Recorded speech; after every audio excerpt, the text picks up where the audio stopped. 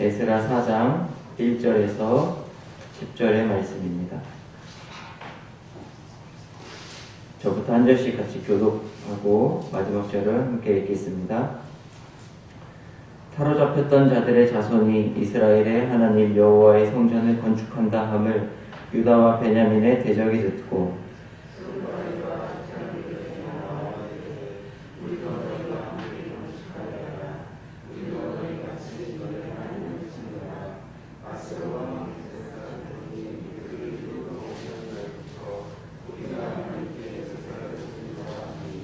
스룹바벨과 예수아와 기타 이스라엘 족장들이 이르되 우리 하나님의 성전을 건축하는데 너희는 우리와 상관이 없느니라.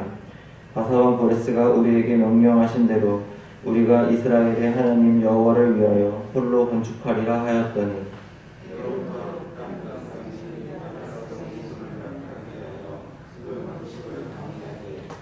바사왕 고레스의 시대부터 바사왕 다리오가 즉위할 때까지 관리들에게 뇌물을 주어 그 계획을 막았으며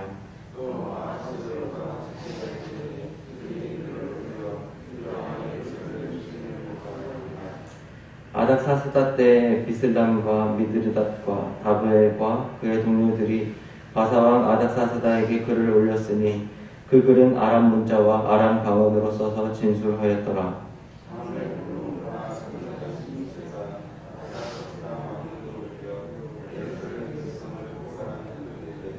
방백루훔과 서기관 신세와 그의 동료 디나 사람과 아바삿 사람과 다블레 사람과 아바세 사람과 아렉 사람과 바벨론 사람과 수산 사람과 대해 사람과 엘람 사람과 그 밖의 백성 곧 존귀한 오스나팔이 사마리아 성과 유브라데강 건너편 다른 땅에 옮겨둔 자들과 함께 고발한다 하였더라. 아멘. 잠깐 기도하겠습니다. 사랑하는 하나님 감사합니다. 새로운 하루를 또 우리에게 허락하여 주시고 특별히 하루를 시작하며 이 아침 하나님 앞에 나와 말씀을 듣습니다. 하나님 우리에게 듣는 길을 열어주셔서 하나님의 음성을 깨닫게 하여 주시고 주님의 음성을 따라서 살아가는 오늘 하루가 되게 하여 주옵소서. 감사드리며 예수님의 이름으로 기도합니다. 아멘. 오늘 에스라 4장에 보면 1차로 포로기원을 했던 그 스룹바벨을 중심으로 드디어 이스라엘의 하나님 여호와의 성전을 건축하기를 시작하려는 장면이 나오고 있습니다. 오늘 그 건축을 시작할 때 건축에 대한 갈등이 일어나고 있는 것을 볼 수 있는데요. 두 부류의 사람들이 있습니다. 첫 번째에 나온 사람들은 1절에 유다와 베냐민의 대적이다 이런 그 표현이 있는데요. 이 사람들은 어떤 사람이냐면 2절에 보면 아수르 왕 에사라돈이 아수르가 북이스라엘을 멸망시키고 나서 아수르의 정책이 이주 정책을 썼기 때문에 그 아수르 왕 에사라돈이 우리를 이리로 오게 한 날부터 우리는 하나님을 믿고 있다. 하나님께 제사하고 있다 하면서 우리도 같이 짓자. 성전을 같이 지으면 좋겠다. 이렇게 이야기를 했습니다. 그런데 3절에 보면 이스라엘 스룹바벨과 또 예수아와 이스라엘 족장들이 이렇게 대답을 하는데 우리 하나님의 성전을 건축하는데 너희는 우리와 상관이 없다. 우리는 바사왕 고레스가 명령한 대로 여호와를 위하여 홀로 건축하겠다. 이렇게 거절을 합니다. 조금 헷갈릴 수 있는데 누가 나쁜 사람인가요? 어떻게 보면 이스라엘 이 백성들이 우리만 지을 거야. 너네는 오지 마. 이렇게 거절하는 것처럼 보이죠. 그런데 잘 살펴보면 4장 4절에 이 유다와 베냐민의 대적이라고 했던 그 이주 왔던 사람들, 그 사람들이 이스라엘의 거절을 듣고 바로 이제 태세 전환을 하는 것을 볼 수 있습니다. 4절에 보면 이로부터 그 땅 백성이 유다 백성의 손을 약하게 하여 그 건축을 방해하되 5절에 보면 뇌물까지 주면서 그 계획을 막았다. 이런 표현이 있습니다. 그러니까 만약에 이 사람들이 진짜로 하나님을 섬기기 위해서 성전을 건축하고자 했던 거라면 이렇게 확 바뀔 수는 없는 것이죠. 처음부터 다른 꿍꿍이가 있었다. 이렇게 생각할 수 있습니다. 이 유다와 베냐민의 대적들이 2절에서 하나님을 찾는 이유, 2절에도 보면 우리가 너희같이 너희 하나님을 찾노라. 이렇게 하나님을 찾았던 이유가 무엇이냐면 자기의 이권과 자기의 이득을 위해서 하나님을 찾는 겁니다. 첫 번째 부류는 이런 사람들입니다. 나를 위해서 하나님을 찾는 거죠. 5절에서 이 사람들이 자신의 돈을 쓰며 뇌물까지 쓰면서 이 성전 건축을 막은 이유가 무엇이냐면 자기의 이권과 자기의 이득을 위해서입니다. 그 땅에서 우리가 쥐고 있던 주도권을 놓치고 싶지 않은 거죠. 그 땅의 원주민들이 돌아왔기 때문에. 그래서 이 두 부류의 사람들 중에 첫 번째 부류의 사람들은 하나님을 찾기는 찾는데 하나님을 나를 위해 하나님을 사용하기 위해서 찾는 사람들입니다.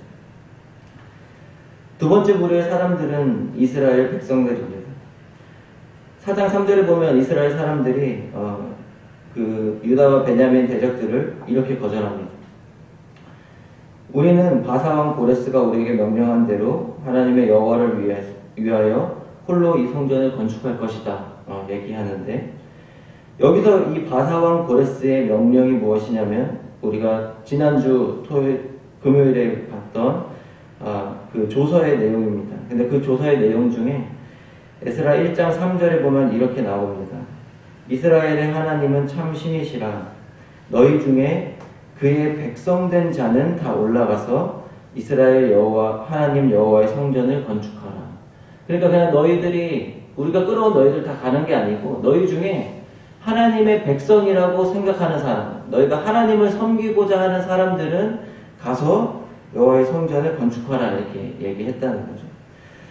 그래서 이스라엘 사람들이 우리가 고레스의 명대로 이것을 우리가 홀로 건축하리라 했을 때 하나님을 섬기는 우리들이 하나님을 왕으로 모시는 우리가 하나님의 성전을 건축할 것이다 이렇게 이야기한 것입니다. 그래서 이스라엘 백성들이 우리가 하나님의 백성이다 할 때 크게 두 가지 자의식이 있는데요. 성경에는 한 가지는 우리는 하나님의 선택받은 백성이다 하는 자의식입니다. 우리가 하나님의 백성이야 이런 자의식이 있고, 또 한 가지는 무엇이냐면 우리는 하나님을 섬기는 하나님의 백성이야 이런 생각이 있습니다. 그런데 지금 역사적인 정황으로 봤을 때 이스라엘은 나라를 멸망당하고 이 포로로 끌려가서 70년 동안 포로 생활을 했습니다. 그래서 여기서 이스라엘 사람들이 우리는 하나님의 백성이야 라고 고백하는 그 생각 속에는 우리는 하나님의 선택받은 백성이야 이런 것보다는 우리가 하나님을 섬기는 하나님의 백성이야. 그래서 우리가 돌아가서 우리가 하나님의 성전을 건축할 거야 이렇게 이야기를 하고 있는 것입니다. 이 두 그룹을 극명하게 비교하고 대조해주는 표현이 있습니다. 4장 2절에 보면 이 첫 번째 그룹의 사람들은 하나님을 이렇게 부릅니다. 4장 2절에 우리도 너희같이 너희 하나님을 찾노라 이렇게 표현을 하죠. 3절에 보면 이스라엘 백성들이 이렇게 표현합니다. 이스라엘 족장들이 이르되 우리 하나님의 성전을 건축하는데 이렇게 나옵니다. 그러니까 그 사람들은 하나님을 믿긴 믿고 하나님을 따른다고는 하는데 그 사람들은 나의 하나님은 아닌 것입니다. 보통 그 교회에서 또 성경에서 우리의 몸을 성전이라고 한다면, 이것을 우리에게 한번 적용해 본다면 성전에서 드려지는 제사는 우리의 삶에 살아있는 예배라고 할 수 있겠습니다. 우리가 성전을 바로 세우려 할 때, 우리가 우리의 삶에 예배를 바로 세우려 하고 우리의 삶을 하나님께 온전히 드리려고 할 때 그것에 대한 방해가 생기는 것은 굉장히 자연스러운 일입니다. 우리가 하나님을 온전히 잘 따라가고자 할 때, 우리의 삶을 주님의 성전으로 세우고자 할 때 방해가 일어날 수밖에 없기 때문입니다. 왜냐하면 우리가 세상과 구별됐기 때문이죠. 우리가 하나님의 백성이기 때문입니다. 하나님의 뜻을 따라가고자 하면 예수님께서 말씀하신 것 같이 세상이 너희를 미워하게 되는 것입니다. 공중의 권세 잡은 자가 우리를 그렇게 괴롭히는 것입니다. 그런데 이 두 부류에 그러면 나는 어떤 사람인가 이렇게 생각해 보았을 때 이 두 부류의 판단 기준이 있습니다. 그것이 무엇이냐면 하나님을 섬기다가 열심히 하나님을 따라갑니다. 하나님을 섬기다가 장애가 생기면, 어려움이 생기면, 우리의 삶에 문제가 생기면 그때 태세 전환을 하는 사람이 있습니다. 살짝 피해갑니다. 이렇게. 내가 하나님을 잘 따라가는 줄 알았는데 뭔가 이 문제가 생겼어요. 그러면 첫 번째 부류의 사람들과 같이 다른 방법을 찾는 거죠. 그런데 하나님의 백성, 두 번째 사람들은 내가 하나님을 섬기다가 문제가 생기고 장애가 생기고 어려움이 생겨도 그 길을 꿋꿋이 걸어갑니다. 왜냐하면 하나님이 우리를 그렇게 부르셨고 인도하시고 하나님이 우리를 친히 계획하신다는 것을 믿기 때문입니다. 우리가 오늘 또 하나님께서 주신 하루를 살아갑니다. 오늘 하루를 살아갈 동안 우리에게 어떤 일이 있을지 모르겠습니다. 우리에게 어떤 일이 있을지 모르지만 어떠한 상황에서도 우리가 하나님을 믿음으로써 하나님을 섬김으로써 다가오는 어려움들을 피하지 말고 하나님의 백성으로서 담대하게 오늘 하루를 또 삶의 예배로 그렇게 살아내시기를 축복드립니다. 우리 같이 한번 기도하면 좋겠습니다. 오늘 같이 기도하실 때 이렇게 같이 기도합시다. 하나님, 나의 삶이 성령이 거하시는 성전이 되기를 소망합니다. 오늘 하루가 하나님께 드려지는 살아있는 삶의 예배가 되게 하여 주옵소서. 하나님, 내가 오늘 하루를 살아가면서 하나님을 따라가면서 부딪히는 여러 가지 어려움들을 하나님, 내가 그것을 살짝 피해가는 것이 아니라 어떠한 상황에서도 하나님을 섬기고 나에게 이 어려움을 다가올 때 하나님의 음성을 귀 기울일 수 있는 믿음을 허락해달라고. 그래서 오늘 하루의 나의 삶이 하나님께 드려지는 복된 삶이요 향기로운 삶이요 나의 삶에서 예수 그리스도의 향기가 나는 오늘 하루가 되게 해달라고 오늘 하루를 온전히 주님께 맡겨드리며 같이 한번 기도하겠습니다. 사랑하는 하나님, 감사합니다. 하나님, 오늘도 한 주간의 시작에 하나님 우리를 깨워주시고 또 우리를 만나게 하여 주셔서 하나님의 음성을 듣고 또 주님의 말씀을 들었습니다. 하나님, 오늘 하루를 살아가는 동안 우리의 삶을 주님께 드리는 예배로 세울 때 하나님, 우리의 삶 가운데 찾아오는 여러 가지 상황들 속에서 우리가 이 상황을 나의 판단과 나의 지혜와 나의 처세술로 이 상황들을 파헤쳐 나가는 것이 아니라 하나님께서 주시는 지혜와 주님의 음성과 주님의 마음으로 이 상황들을 헤쳐나갈 수 있도록 하나님을 따르는 백성으로 살아갈 수 있도록 나의 삶을 붙들어 주옵소서. 하나님, 나에게 지혜가 없고 우리에게 하나님 따를 수 있는 능력과 힘이 부족합니다. 하나님, 우리에게 힘을 주시고 지혜를 주시고 능력을 주시고 담대함을 주셔서 하나님, 우리의 마음 가운데 하나님을 온전히 바라볼 수 있는 담대한 심령을 허락하여 주옵소서. 하나님, 특별히 오늘의 삶 가운데 때때로 우리의 삶에 어려움이 찾아올 때도 있습니다. 하나님, 이 어려움 속에서 주님의 뜻을 발견하게 하여 주시고 하나님께서 우리의 삶을 친히 인도하시고 나의 삶을 붙잡고 있는 것을 깨닫게 되는 은혜의 순간으로 하나님 그것이 반전되는 하나님 그런 놀라운 역사를 우리에게 허락하여 주옵소서. 사랑하는 하나님, 감사합니다. 오늘도 우리에게 새 아침을 주시고 또 새 생명을 주셔서 특별히 하나님의 말씀을 듣고 하루를 시작하게 하시니 감사를 드립니다.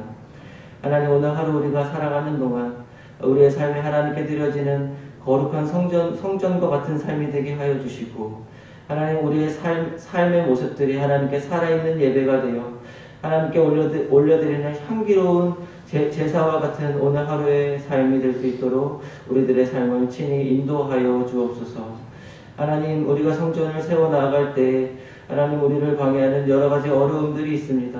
하나님, 그런 어려움들 가운데 우리가 그것들을 피해가는 처세술을 발휘하지 않게 인도하여 주시고 하나님을 따르는 백성으로서 하나님의 지혜가 무엇인가, 하나님의 인도하심이 무엇인가, 때때로 이것들을 내가 주님을 따라서 받아들여야 할 어려움들은 어떤 것인가를 잘 지혜롭게 분별하며 살아갈 수 있는 지혜를 우리에게 주옵소서.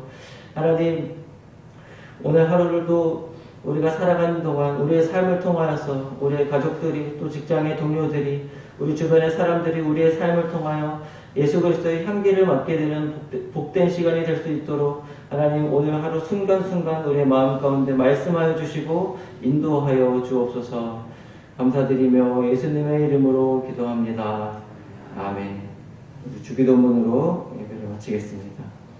하늘에 계신 우리 아버지의 이름을 거룩하게 하시며 아버지의 나라가 오게 하시며 아버지의 뜻이 하늘에서와 같이 땅에서도 이루어지게 하소서. 오늘 우리에게 일용할 양식을 주시고 우리가 우리에게 잘못한 사람을 용서하여 준 것 같이 우리 죄를 용서하여 주시고 우리를 시험에 빠지지 않게 하시고 악에서 구하소서. 나라와 권능과 영광이 영원히 아버지의 것입니다. 아멘.